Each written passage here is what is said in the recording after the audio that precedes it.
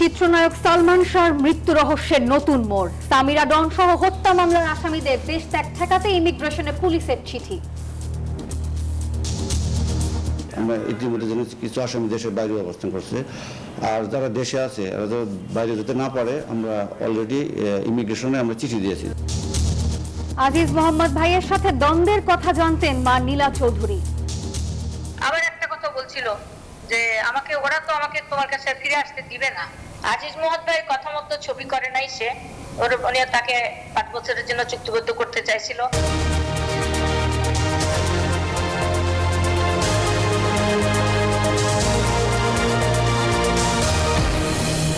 দর্শক দেখছিলেন প্রধান সংবাদ শিরোনাম। এবার জানাবো অন্যান্য শিরোনামগুলো। মামলায় পলাতক কেউ নির্বাচনে প্রার্থী হতে পারবেন না, আরপিও সংশোধন। উপদেষ্টাদের বিরুদ্ধে অভিযোগ রাজনৈতিক কৌশল, মন্তব্য আইন উপদেষ্টার। তিনটা দলই বিভিন্ন ওনারা কিছুদিন পর এই ধরনের কথা বলেন, কিন্তু আমাদের সবার সাথে ওনাদের এত আন্তরিক সম্পর্ক, আপনি যদি দেখতেন আপনারা অবাক হয়ে যেতেন।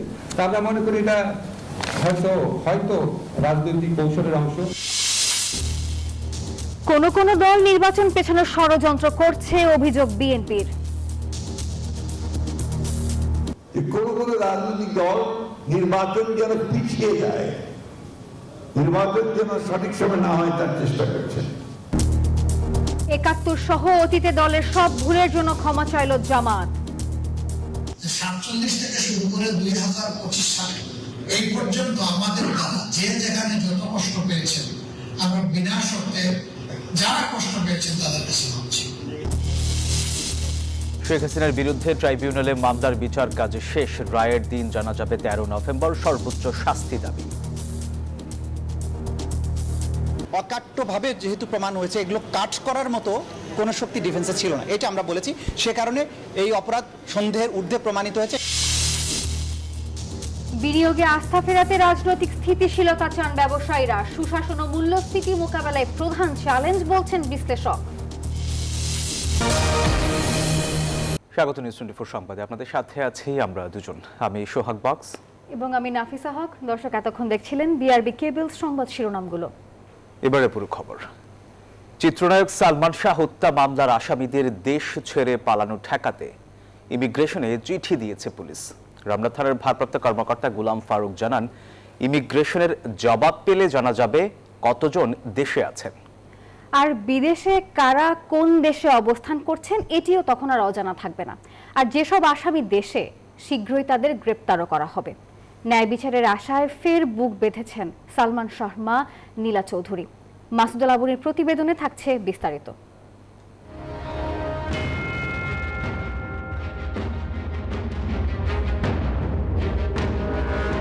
29 বছর আগে ইস্কাটনের বাসায় রহস্যজনক মৃত্যু হয় বাংলাদেশের চলচ্চিত্রের অমর নায়ক সালমান শাহর। 3 দশকেও প্রশ্ন থেকেই গেছে, তার মৃত্যু আত্মহত্যা নাকি হত্যা। আর এমন সব প্রশ্নের জট এখনো খুলতে পারেনি আইনশৃঙ্খলা বাহিনী। সময় গড়িয়েছে, বেড়েছে ভক্তদের কৌতূহল। তবে মাঝে মধ্যে সামাজিক যোগাযোগ মাধ্যমে হত্যার সন্দেহকে আরও বাড়িয়েছে বিউটিশিয়ান রুবি ও রেজভির বক্তব্য। সালমান আত্মহত্যা করে নাই, সালমান খুন হয়েছে। আমার হাজবেন্ড এটা করাইছে আমার বাইরে দিয়ে। সালমানের উপরে সামিরা এসে ইনজেকশন পুশ করে, তারপরে আজিজ মোহাম্মদ ভাই দড়ি নিয়ে ওর গলায় ফাঁস দেয়। বিচারের দাবিতে ব্রিটেনে দীর্ঘ হয়েছে নীলা চৌধুরী ও ছোট ভাই চৌধুরী শাহরান বিল্টুর অপেক্ষা। সোমবার মামা আলমগীর কবিরের আবেদনে আদালতের নির্দেশে অপমৃত্যু মামলাটি রূপ নিল হত্যা মামলায়। আলমগীর কবির নিউজ 24-কে জানালেন, এখন প্রমাণ হবে এটি হত্যা।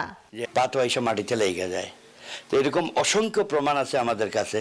উঁচা মোটা মানুষ যদি ঝুলে, এই যে প্লাস্টিকের কভার, এটা ভেঙে যাওয়ার কথা, পাখনাটা বাঁকা হয়ে যাওয়ার কথা, কিন্তু না, গলার দাগটা চিকন আর রশিটা মোটা। হত্যা মামলায় 11 আসামির মধ্যে সালমান শাহর স্ত্রী সামিরা হক ও খলনায়ক ডন দেশেই আছেন। শিল্পপতি ও সাবেক চলচ্চিত্র প্রযোজক আজিজ মোহাম্মদ ভাই ব্যাংককে। এছাড়া Latifa Haque Lucy, David, Javed, Mayfair beauty সেন্টারের রুবি, আব্দুস সাত্তার, সাজু ও রিজভি আহমেদ ফরহাদের অবস্থান শনাক্তে কাজ চলছে বলে জানায় পুলিশ। এতদিন যেসব তদন্ত হয়েছে সেগুলো ছিল রমনা থানায় অপমৃত্যুর মামলা ও হত্যা সন্দেহের উপর ভিত্তি করে। আশা করতেছি যে খুব শীঘ্রই আমরা কাউকে অ্যারেস্ট করতে পারবো। এটা আসলে মানে মোবাইল প্রযুক্তির মাধ্যমে আমরা চেষ্টা করতেছি জানার জন্য যে দেশে তারা আছে কিনা। তারা আর যারা দেশের বাইরে চলে গেছে তারা তো চলে গিয়েছে, আর যারা আছে তারা যেন যেতে না পারে সেজন্য আমরা চিঠি দিয়েছি। সালমান শাহের মা নীলা চৌধুরী নিউজ 24-কে বলেন, বেশিরভাগ আসামি দেশে পুলিশ গ্রেপ্তার করছে না। আবার একটা কথা বলছিল যে ওরা তো আমাকে তোমার কাছে ফিরে আসতে দিবে না। আজিজ মোহাম্মদ ভাই কথা মতো ছবি করে নাই সে, উনি তাকে 5 বছরের জন্য চুক্তিবদ্ধ করতে চাইছিল। এর কারণ তার সাথে নিয়ে আটকে দেওয়া এবং ঘরে অশান্তি হতো, যার জন্য ডনকে শেষের দিকে তার ঘরে সে রাখতো না, ঘরে থাকতো না। ঘরে অনেক লোকই থাকতো যাদেরকে সে হটাইতে চাইতো। মোস্তাক যার সাথে বিয়ে হলো, সুইমিং কস্টিউম পরা স্বামীরার ফটোটা এখানে নাই, বাংলাদেশে হয়তো কাছে থাকতেও পারে অ্যালবামে, অথবা আমি ফেলে দিছি এটা বাজে ফটো বলে। তো আর ডনরা হাফ প্যান্ট পরা। তবে পুলিশের দাবি কয়েকজন দেশের বাইরে, বাকিরা যেন দেশ ত্যাগ করতে না পারে এজন্য ইমিগ্রেশনে চিঠি দেওয়া হয়েছে। মামলার যে 11 জন এজাহার নামে আসামি করা হয়েছে, আমরা আসামিদের খোঁজ খবর নিচ্ছি। আমরা ইতিমধ্যে জেনেছি কিছু আসামি দেশের বাইরে অবস্থান করছে, আর যারা দেশে আছে বাইরে যেতে না পারে আমরা অলরেডি ইমিগ্রেশনে আমরা চিঠি দিয়েছি তারা যেন দেশ থেকে চলে যেতে না পারে। সালমান শাহের মৃত্যু নিয়ে সবশেষ তদন্ত করে police bureau of investigation. PBI এর চূড়ান্ত প্রতিবেদনের উপর 2021 সালে নারাজি দেন সালমান শাহের মা নীলা চৌধুরী। প্রায় 4 বছর পর আদালত সেই রিভিশন আবেদনটি মঞ্জুর করেন। একই সঙ্গে মৃত্যুর ঘটনায় হত্যা মামলার আদেশ দেন। মাসুদা লাবনী, নিউজ 24, ঢাকা। দর্শক, এ পর্যায়ে চিত্রনায়ক সালমান শাহ হত্যা মামলা নিয়ে কথা বলতে আমাদের সাথে লন্ডন থেকে সরাসরি যুক্ত হচ্ছেন চিত্রনায়কের মা নীলা চৌধুরী। নীলা চৌধুরী, আপনাকে স্বাগত জানাচ্ছি নিউজ 24-এ। জানতে চাচ্ছিলাম, অনেকগুলো বছর ইতিমধ্যে পেরিয়ে গেছে, প্রায় 3 দশক, এখনো আপনারা ন্যায় বিচার পাননি। আপনার কাছে কি মনে হচ্ছে, কেন এমন ধীরগতি? এটা আগে তো আসসালামু আলাইকুম প্রিয় দেশবাসী, আমি সৌভাগ্যবান আপনাদের মাধ্যমে আমি দেশকে দেখতে পাচ্ছি, দেশকে দেখাতে পাচ্ছি। আমার এই মুহূর্তে আমার মানসিক অবস্থা আসলে ঠিক নেই, মনটা ভালো না। আমার ছেলে আত্মহত্যা হয়েছে, আত্মহত্যা করেনি, তাকে খুন করা হয়েছে জানার পর থেকে আমি খুব অশান্ত আছি। আর যে প্রশ্ন আপনারা করেছেন সেটা প্রভাবিত ছিল এটা মামলাটা আগের থেকেই। এই প্রভাবে এতদিন 29 বছর গেল, তারা আমাকে অনেকবার চাপাচাপি করে চেষ্টা করেছেন যেটা আমি যেন মেনে নেই আত্মহত্যা, কিন্তু আত্মহত্যা নয়, আমি সেটা কিভাবে মেনে নিব? আমি তো মেনে নিতে পারিনি।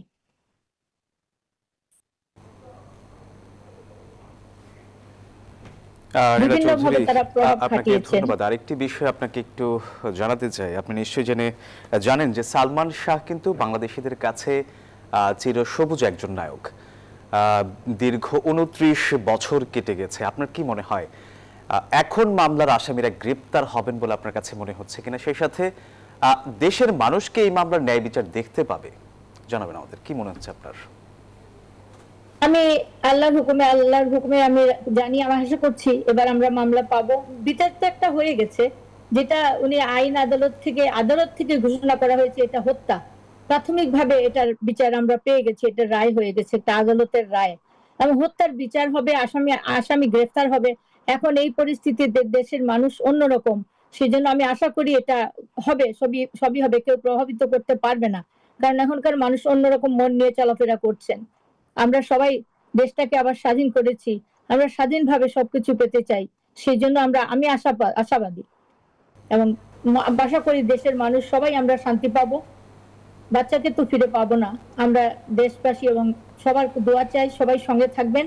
প্রশাসনের প্রতি দৃষ্টি আকর্ষণ করে বলছি, আপনারা আপনাদের আপ্রাণ চেষ্টা করে আপনারা আমাদের দেশকে সম্মানিত করুন।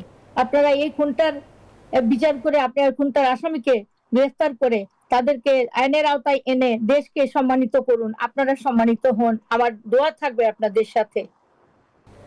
নীলা চৌধুরী, আপনাকে অসংখ্য ধন্যবাদ আমাদের সঙ্গে যুক্ত হওয়ার জন্য। আসলে আমরাও এখন একই আশা ব্যক্ত করছি যে দীর্ঘ 29 বছর পর একটি সুন্দর একটি কি বলা যেতে পারে বিচার দেশের মানুষ দেখতে পাবে। আরো একটা বিষয় জানতে চাচ্ছিলাম, এই যে সামিরা এবং ডনের বিষয়ে যে ইমিগ্রেশনকে জানানো হয়েছে যে আসামিরা এখন দেশ ত্যাগ করতে পারবেন না, ইভেন এখনো দেশের বাইরে কারা কারা আছেন এই বিষয়ে ইমিগ্রেশনের কাছে জানতে চাওয়া হয়েছে। এই বিষয়টা নিয়ে দেশের বাইরে কেউ নাই, দেশের বাইরে শুধু রিজভি আছে আর আজিজ মহম্মদ ভাই ব্যাংককে আছেন, আর কেউ না। বাকি কারা এরা তো দেশেই আছে, এরা আবুল টাবুল, এরা কেউ দেশের বাইরে যাওয়ার কোনো কথা না। এরা যারা আছে সবাই আছে, আরো সাইড বাই সাইড অনেক আসামি এসে যাবে, কারণ যাদের নাম এখানে আসেনি তারপরেও অনেক আসামির নাম আসবে, কারণ তারা এর বাইরে আছে, আপনার রিজভি স্টেটমেন্টের বাইরে আছে, এরা আসবে। তো দেশবাসীকে অনেক অনেক ধন্যবাদ, আপনারা সঙ্গে থাকবেন, সঙ্গে ছিলেন বলেই আজকে বিচারটা আমরা পেয়েছি, এবং আপনাদের দৃষ্টি আমাদের দিকে যখন ছিল, আশীর্বাদ ছিল বলে আমরা এতটুকু করতে পেরেছি। আপনারা সঙ্গে থাকবেন, সবার প্রতি আমার অনেক ভালোবাসা, অনেক দোয়া, সারাক্ষণ আমি সবার জন্য দোয়া করি। আমি যদি আর কিছু আগাতে না পারি, আমি অন্তত হত্যা মামলা করে চেয়েছিলাম, আল্লাহ আমাকে একটু দিয়েছেন, এবং জজ সাহেব যেভাবে বলেছেন এটা হত্যা, এটা নিহত হয়েছে সালমান শাহ, কিভাবে খুন করা হয়েছে আইন আদালতের মাধ্যমে, এটা মার্ডার, এটা বিয়ে হয়ে গেছে, প্রাথমিকভাবে তো আমি বিচার পেয়ে গেছি, এখন আসামিদের বিচার হওয়া বাকি। আল্লাহর রহমতে আমি সবাইকে ধন্যবাদ জানাচ্ছি, আমি কৃতজ্ঞ আল্লাহর কাছে এবং সমগ্র দেশবাসী এবং বিশ্ববাসী সবার কাছে। জি নীলা চৌধুরী, আপনাকে ধন্যবাদ, আপনার ব্যস্ত সময় থেকে আমাদেরকে সময় দিয়েছেন। চলে যাচ্ছি পরের খবরে। মামলা মাথায় নিয়ে পলাতক থাকা ব্যক্তিরা নির্বাচনে অংশ নিতে পারবেন না, ঠিক এমনটি জানিয়েছেন আইন উপদেষ্টা আসিফ নজরুল। উপদেষ্টা পরিষদের বৈঠক শেষে বৃহস্পতিবার বিকেলে ফরেন সার্ভিস একাডেমিতে সংবাদ সম্মেলনে এসে এই কথা জানান তিনি। উপদেষ্টা জানান, বৈঠকে আরপিও আইন এবং সংশোধিত শ্রম আইন চূড়ান্ত অনুমোদন পেয়েছে, নীতিগত অনুমোদন পেয়েছে আরও 3টি আইন। নতুন জনপ্রতিনিধিত্ব আদেশ বা আরপিও অনুযায়ী পলাতক ব্যক্তিরা নির্বাচন করতে পারবেন না। কোনো নির্বাচনী এলাকায় একজন প্রার্থী থাকলে ভোটাররা না ভোট দিতে পারবেন। সেই আসনে পুনরায় নির্বাচন অনুষ্ঠিত হবে। এসব সিদ্ধান্ত এসেছে উপদেষ্টা পরিষদের বৈঠকে। বৃহস্পতিবার প্রধান উপদেষ্টা ডক্টর মোহাম্মদ ইউনূসের সভাপতিত্বে এই বৈঠক অনুষ্ঠিত হয়। বিভিন্ন মামলাতে পলাতক ব্যক্তিরা ইলেকশন করতে পারবে না, সেটা ইনক্লুড করা হয়েছে। পরে ফরেন সার্ভিস একাডেমিতে সংবাদ সম্মেলনে আসেন আইন উপদেষ্টা আসিফ নজরুল, তুলে ধরেন উপদেষ্টা পরিষদের বৈঠকের বিস্তারিত। Representation of peoples order, RPO বা গণপ্রতিনিধিত্ব আদেশ, না জি 2025, এই 2টা আইন পাস হয়েছে আর 3টা আইন নীতিগতভাবে অনুমোদিত হয়েছে। জেলায় যে ইলেকশন অফিসগুলো আছে সেটা ডিস্ট্রিক্ট ইলেকশন অফিসার ঠিক করবেন, এটা বিধান করা হয়েছে। আর যারা ইলেকশন করবেন তাদের এফিডেভিটের মাধ্যমে দেশি বিদেশি সোর্স থেকে যত আয় আছে, সম্পত্তি আছে, সমস্ত কিছুর বিবরণ দেওয়া হবে। উপদেষ্টা পরিষদের বিরুদ্ধে বিভিন্ন রাজনৈতিক দলের অভিযোগ ইস্যুতেও কথা বলেন আসিফ নজরুল। বলেন, এটা দলগুলো রাজনৈতিক কৌশল হতে পারে, হয়তো রাজনৈতিক কৌশলের অংশ বা হয়তো জেনুইন কনসার্ন আছে। তো আমার কাছে আমরা এগুলি নিয়ে নিজেরা কথা বলে ভাবি যে আসলে ওনারা কি বলতে চান। আমাদের উপদেষ্টা পরিষদে যারা আসছেন, প্রধান যে 3টা স্টেক হোল্ডার আছে, বিএনপি, জামাত, এনসিপি মানে তখনকার ছাত্র নেতারা, ওনারা প্রত্যেকের ব্যাপারে ওনাদের সম্মতি ছিল, এটুকু আমি জানি। সংবাদ সম্মেলনে প্রধান উপদেষ্টা প্রেস সচিব শফিকুল আলম জানান, বৈঠকে যুক্তরাষ্ট্রের মিশিগানে বাংলাদেশের নতুন মিশন খোলার বিষয়ে আলোচনা হয়েছে। যুক্তরাষ্ট্রের মিশিগানের অঙ্গরাজ্য ডেট্রয়েট শহরে বাংলাদেশের নতুন কনসুলেট জেনারেল অফিস স্থাপনের ডিসিশন হয়েছে। আল মোহাম্মদুল খান, নিউজ 24, ঢাকা। বিতর্কিত কাউকে আগামী নির্বাচনের দায়িত্ব দেওয়া যাবে না বলেছেন বিএনপির স্থায়ী কমিটির সদস্য ডক্টর আব্দুল মঈন খান। আর এই বিষয়ে নির্বাচন কমিশনকে সচেষ্ট থাকার আহ্বানও জানিয়েছেন তিনি। জাতীয় নির্বাচনকে সামনে রেখে বৃহস্পতিবার সকালে প্রধান নির্বাচন কমিশনার এএমএম নাসির উদ্দিনের সঙ্গে বৈঠক করে বিএনপির প্রতিনিধি দল। নেতৃত্বে ছিলেন মঈন খান। তিনি জানিয়েছেন, বৈঠকে আসন পুনর্বিন্যাস সহ আসন্ন জাতীয় নির্বাচন সংশ্লিষ্ট বিভিন্ন বিষয়ে আলোচনা করা হয়। একই দিনে সিইসির সঙ্গে দেখা করেন মেক্সিকোতে নিযুক্ত বাংলাদেশের রাষ্ট্রদূত মুশফিকুল ফজল আনসারি ও বাংলাদেশে নিযুক্ত জার্মান রাষ্ট্রদূত রুডিগার লটস। জার্মান রাষ্ট্রদূত বলেছেন, গণতান্ত্রিক উত্তরণের জন্য বাংলাদেশে সুষ্ঠু নির্বাচন দরকার।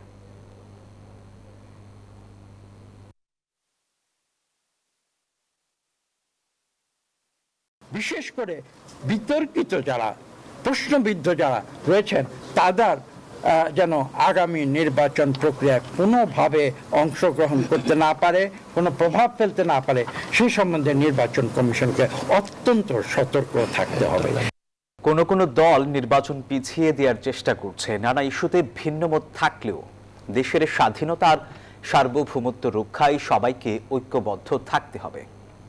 এসব কথাই বলেছেন বিএনপি নেতাকর্মীরা। বৃহস্পতিবার রাজধানীতে আলাদা অনুষ্ঠানে এসব কথা বলেন তারা।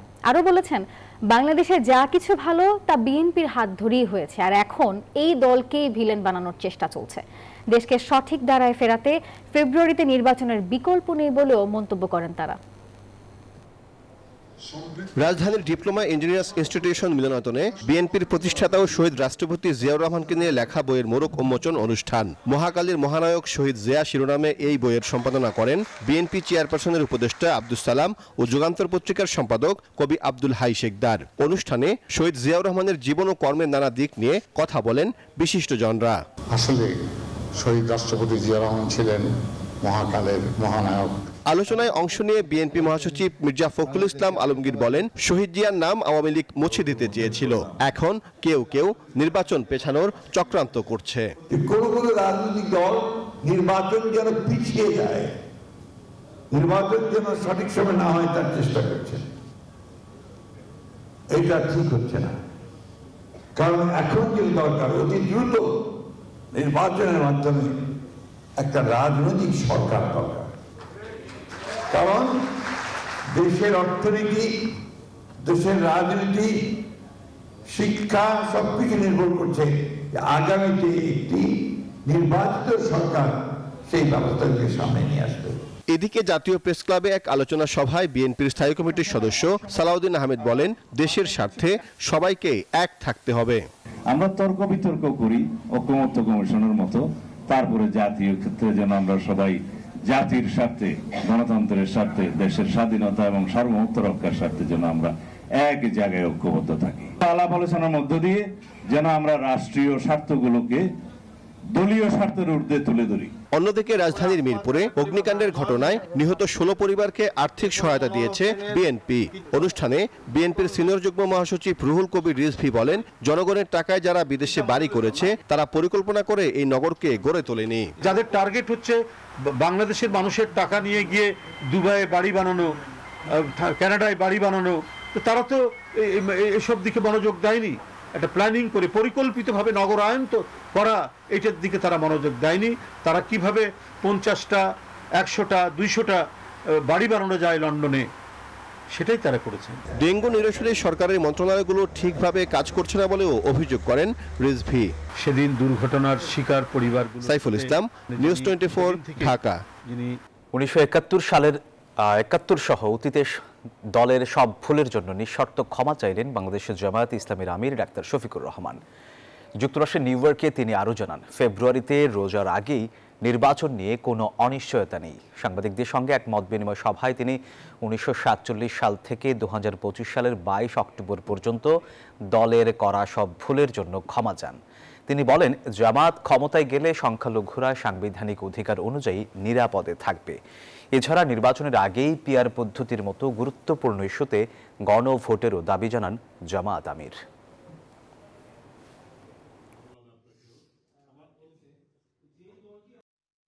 চুক্তি যদি এমন মারাত্মক হয় সেগুলা জাতির একেবারে অনেক বড় ক্ষতি করে ফেলেছে, ওই দেশের সাথে বাইলেটারাল ডিসকাশন বা ডায়ালগের মাধ্যমে আমরা একটা সলিউশন করছি। 47 থেকে শুরু করে 2025 সালে আজকে কত 22 অক্টোবর এই পর্যন্ত আমাদের যে যেখানে যত কষ্ট পেয়েছেন আমরা বিনা শর্তে যারা কষ্ট পেয়েছেন তাদের কাছে ভাবছি। শত কোটি টাকার অবৈধ সম্পদ আর ক্ষমতার দাপটে একের পর এক সরকারি জমি দখল করেছেন হামিম গ্রুপের কর্ণধার একে আজাদ। দর্শক, গাজীপুরের শালবনের প্রায় 52 বিঘা জমি জবরদখল করে গড়ে তুলেছেন হামিম ইন্ডাস্ট্রিয়াল পার্ক। শুধু বন দখলই নয়, তৎকালীন উপমন্ত্রীর সমর্থন এবং রাজনৈতিক প্রভাব খাটিয়ে তিনি 2 দশক ধরে বন বিভাগকে রেখেছেন কোণঠাসা। নয়াপল্টনে রয়েছে জমি দখলের অভিযোগ। আইনের জালে ধরা পড়েও বারবার পার পেয়ে যাচ্ছেন একে আজাদ। দর্শকের বিস্তারিত দেখব বিশেষ রিপোর্টে। দুর্নীতি দমন কমিশনের খাতায় নাম, শত কোটি টাকার অবৈধ সম্পদ আর একের পর এক বনের জমি দখলের অভিযোগ রয়েছে দেশের শীর্ষ ব্যবসায়ী হামিম গ্রুপের কর্ণধার একে আজাদের বিরুদ্ধে। তথ্য বলছে গাজীপুরের শ্রীপুর উপজেলার তেলিহাটি ইউনিয়নের বিস্তৃত এলাকা জুড়ে মাথা উঁচু করে দাঁড়িয়ে আছে হামিম ইন্ডাস্ট্রিয়াল পার্ক। অভিযোগ, এই পুরো সাম্রাজ্য গড়ে উঠেছে বনের জমি জবরদখল করে। প্রায় 5 কিলোমিটার এলাকা জুড়ে বিস্তৃত এই শিল্প পার্কের বেশিরভাগ অংশই ছিল নিচু জমি। সেই জমি ভরাট করে গড়ে তোলা হয়েছে হামিম ডেনিমস স্পিনিং ও টেক্সটাইল লিমিটেড। বন বিভাগ মোট 16 একর বা প্রায় 52 বিঘা জমি জবরদখলের কথা বললেও প্রকৃত পরিমাণ আরও বেশি হবে বলে জানান সংশ্লিষ্ট কর্মকর্তারা। একে আজাদের বনের জমি দখলের সবচেয়ে বড় সহায়ক শক্তি ছিল তৎকালীন রাজনৈতিক প্রভাব। 2007 সালে বন বিভাগ প্রথম মামলা দায়ের করার পরও বন্ধ হয়নি একে আজাদের দখল প্রক্রিয়া, বরং পুনরায় জমি দখলের সময় তৎকালীন বন ও পরিবেশ উপমন্ত্রী আব্দুল্লাহ আল ইসলাম জ্যাকবের সমর্থন নিয়ে আরো বেশি করে বনের জমি দখল করেছেন একে আজাদ। বন বিভাগ হামিম গ্রুপের বিরুদ্ধে 2007 ও 2018 সালে মোট 2টি মামলা দায়ের করেছে, কিন্তু প্রথম মামলাটি আজও পর্যন্ত নিষ্পত্তি হয়নি। উল্টো বন বিভাগকে ঠেকাতে হামিম গ্রুপও পাল্টা 4টি মামলা দিয়ে রেখেছে। বন বিভাগের সূত্রে জানা যায়, নিয়ম অনুযায়ী মামলা বিচারাধীন থাকলে নিষ্পত্তি না হওয়া পর্যন্ত উচ্ছেদের প্রস্তাব পাঠানো যায় না। ফলে আইনগত জটিলতায় আটকে আছে এই বনের জমি উদ্ধার প্রক্রিয়া। একে আজাদ আওয়ামী যোগাযোগে এমপি হওয়ার পর তার ক্ষমতার প্রভাবে বেপরোয়া হয়ে ওঠে তার আপন ভাই বেলাল হোসেন। বেলাল হোসেনের বিরুদ্ধে পল্লীকবি জসিমউদ্দিন শিক্ষানিকেতনের জমি জবরদখলের অভিযোগ রয়েছে। পরবর্তীতে একে আজাদ ও তার ভাইয়ের বিরুদ্ধে মানববন্ধন করেন কবি পরিবার ও এলাকাবাসী। এদিকে 2008 সালে তার বিরুদ্ধে ঘোষিত আয়ের বাইরে 20 কোটি 36 লাখ টাকার অবৈধ সম্পদ রাখার অভিযোগে রমনা থানায় একটি মামলা হয়েছিল, যা আওয়ামী লীগ সরকার ক্ষমতায় আসার পর রহস্যজনকভাবে কর্পূরের মতো উবে যায়। অভিযোগ রয়েছে, রাজধানী নয়াপল্টনে ভাওয়াল রাজ স্টেটের 15 কাঠা জমিও ভুয়া দলিল দেখিয়ে জবরদখল করে স্থাপনা নির্মাণ করেছেন একে আজাদ। সম্প্রতি কার্যক্রম নিষিদ্ধ আওয়ামী লীগের ফরিদপুর জেলা কমিটির সাবেক এই সভাপতি সহ আওয়ামী দোসরদের গ্রেফতারের দাবিতে 24 ঘন্টার আলটিমেটাম দিয়েছে ফরিদপুরের ছাত্র জনতা। তারা বলছেন, বনভূমি থেকে রাজধানী একের পর এক দখলের অভিযোগ থাকা সত্ত্বেও প্রশাসন কি একে আজাদের বিরুদ্ধে কোনো পদক্ষেপ নেবে, নাকি আবারও ক্ষমতার আশ্রয়ে পার পেয়ে যাবেন তিনি? জুলাই অপরাধে শেখ হাসিনা সহ 3 জনের বিচার কাজ শেষ হয়েছে এবং রায়ের দিন ধার্য হবে 13 নভেম্বর। বৃহস্পতিবার শেষ দিনের যুক্তিতর্ক উপস্থাপন শেষে এই দিন ধার্য করেন আন্তর্জাতিক অপরাধ ট্রাইব্যুনাল। আর আসামিদের সর্বোচ্চ শাস্তির দাবি করেন অ্যাটর্নি জেনারেল মোহাম্মদ আসাদুজ্জামান। বলেন, গণহত্যা করে নৈতিক ভিত্তি হারিয়েছেন শেখ হাসিনা। রংপুরে আবু সাইদ, রাজধানীর উত্তরায় মুগ্ধ, চাংখারপুলে আনাস। উত্তাল জুলাই আগস্টে শেখ হাসিনার ক্রোধের বলি হন এমন অনেকেই। হত্যা ও হত্যাচেষ্টার অভিযোগে ক্ষমতাচ্যুত প্রধানমন্ত্রী শেখ হাসিনার বিরুদ্ধে 253টি মামলা রয়েছে। এর মধ্যে হত্যা মামলার সংখ্যা 213টি, বাকিগুলোর অধিকাংশই হত্যাচেষ্টা ও অপহরণের মামলা। জুলাই আগস্টে সংঘটিত মানবতাবিরোধী অপরাধের মামলায় শেখ হাসিনা সহ 3 জনের বিরুদ্ধে বিচার কাজ শেষ হয়েছে। 13 নভেম্বর এই মামলার রায় ঘোষণা করবেন আন্তর্জাতিক অপরাধ ট্রাইব্যুনাল। অকাট্যভাবে যেহেতু প্রমাণ হয়েছে, এগুলো কাট করার মতো কোনো শক্তি ডিফেন্সে ছিল না, এটা আমরা বলেছি। সে কারণে এই অপরাধ সন্দেহের ঊর্ধ্বে প্রমাণিত হয়েছে। বৃহস্পতিবার শেষ দিনের যুক্তিতর্কে রাষ্ট্রনিযুক্ত আসামি পক্ষের আইনজীবী আমির হোসেন জানান, শেখ হাসিনাকে দেশ ছাড়তে বাধ্য করা হয়েছে। আমাকে প্রয়োজনে এখানে মাটি দেন হত্যা করে, তবু আমি যাব না, কিন্তু প্রেক্ষাপটটা এমন দাঁড়িয়েছে, ওনাকে যেতে বাধ্য হয়েছে। এই মামলার অপর আসামিরা হলেন সাবেক স্বরাষ্ট্রমন্ত্রী আসাদুজ্জামান খান কামাল ও এই মামলার রাজসাক্ষী সাবেক IGP Chowdhury Abdullah Al Mamun. Attorney general বলেন, গণহত্যার বিচার না হলে জুলাই শহীদ আর আহতদের প্রতি অবিচার করা হবে। তারা এসে বাংলাদেশে বিচারের মুখোমুখি হয়ে যদি ফাঁসির কাষ্ঠে দাঁড়িয়েও চোখে চোখ রেখে বলতেন, বাংলাদেশের মানুষের জন্য আমাদের জীবন উৎসর্গ করে দিয়ে গেলাম, তাহলেও তাদের কিছুটা প্রায়শ্চিত্ত হতো। প্রসঙ্গত, এই মামলায় জুলাই আন্দোলনের শহীদ পরিবার, আহত ব্যক্তি, চিকিৎসক সহ মোট 54 জন সাক্ষ্য দেন। জুলাই গণহত্যায় 1400-রও বেশি শহীদের পরিবার ন্যায় বিচার চান। 20,000-ও বেশি আহত যোদ্ধারা। তাদের প্রত্যাশা, ট্রাইব্যুনালে আসামিদের এমন সর্বোচ্চ শাস্তি হবে যাতে আর ক্ষমতায় গিয়ে কেউ দানব হয়ে উঠতে না পারে। মাহমুদুল হাসান, নিউজ 24, ঢাকা। এবারে জেরুসালেম নির্বাচনের পথে।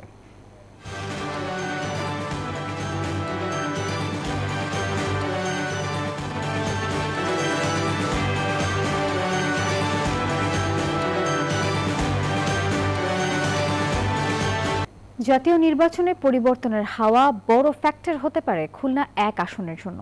রাজনৈতিক পথ পরিবর্তনে ভোটের মাঠে নতুন হিসাব নিকাশ করছেন ভোটাররা। শিল্প কারখানা স্থাপন, কর্মসংস্থান, সুপেয় পানির ব্যবস্থা, কৃষিক্ষেত্রের নতুন প্রযুক্তি, সুন্দরবন কেন্দ্রিক পর্যটন, উন্নত স্বাস্থ্যসেবা, যোগাযোগ ব্যবস্থার উন্নয়ন, টেকসই বেড়িবাঁধ প্রত্যাশার তালিকাটা দীর্ঘ ভোটারদের। আর নির্বাচিত হলে প্রত্যাশা পূরণের আশ্বাস দিচ্ছেন সম্ভাব্য প্রার্থীরা।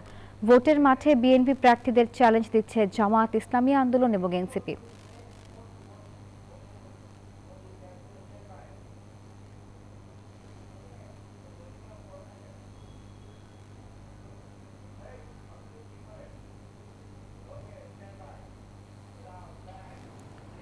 এবারে মধুমতি ব্যাংক পিএলসি অর্থ বাণিজ্য সংবাদ।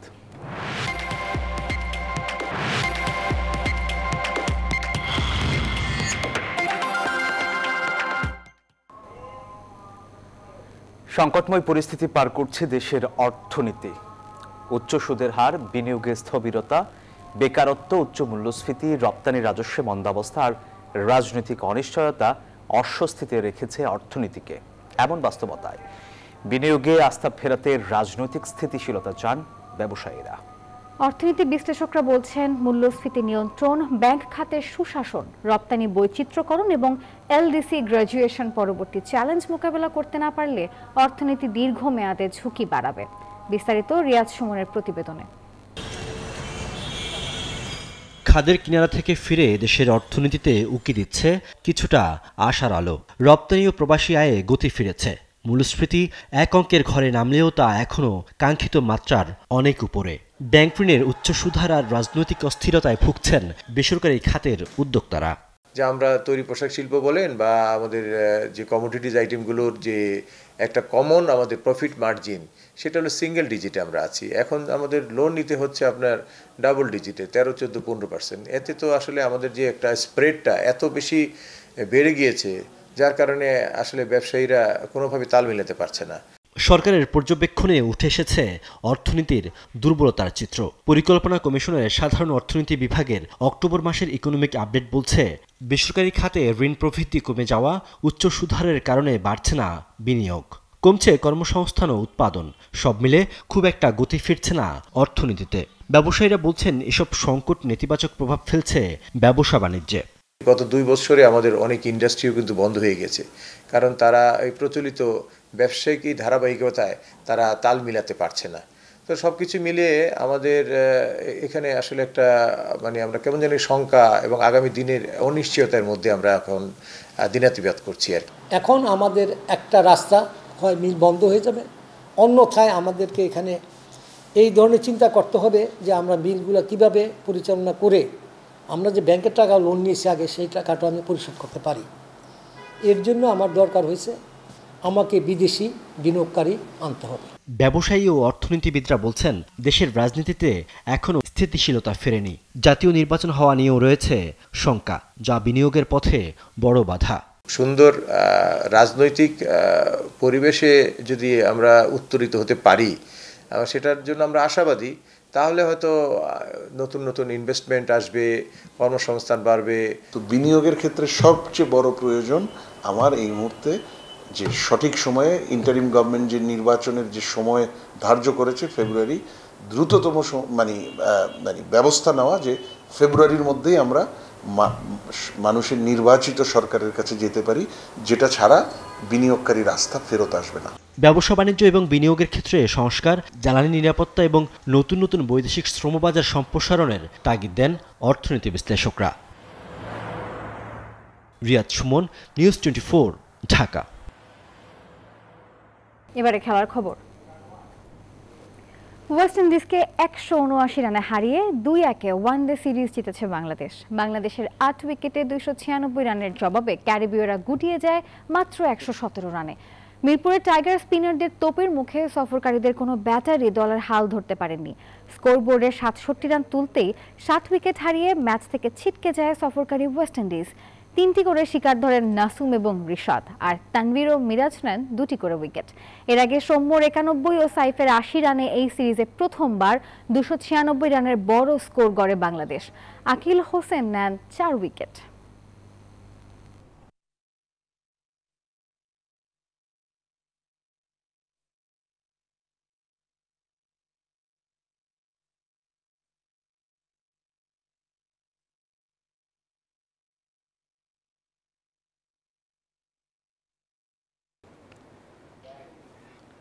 ওয়েস্ট ইন্ডিজের বিপক্ষে 3 ম্যাচের সিরিজের প্রথম 2 টি-20-র দল ঘোষণা করেছে বিসিবি।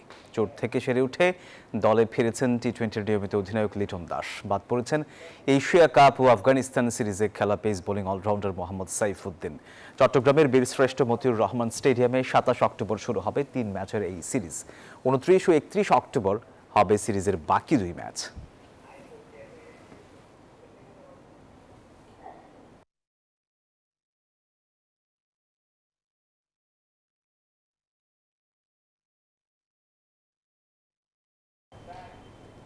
নিউজ 24 সংবাদের এখনকার আয়োজন এই পর্যন্তই। এতক্ষণ সাথে থাকার জন্য ধন্যবাদ সবাইকে।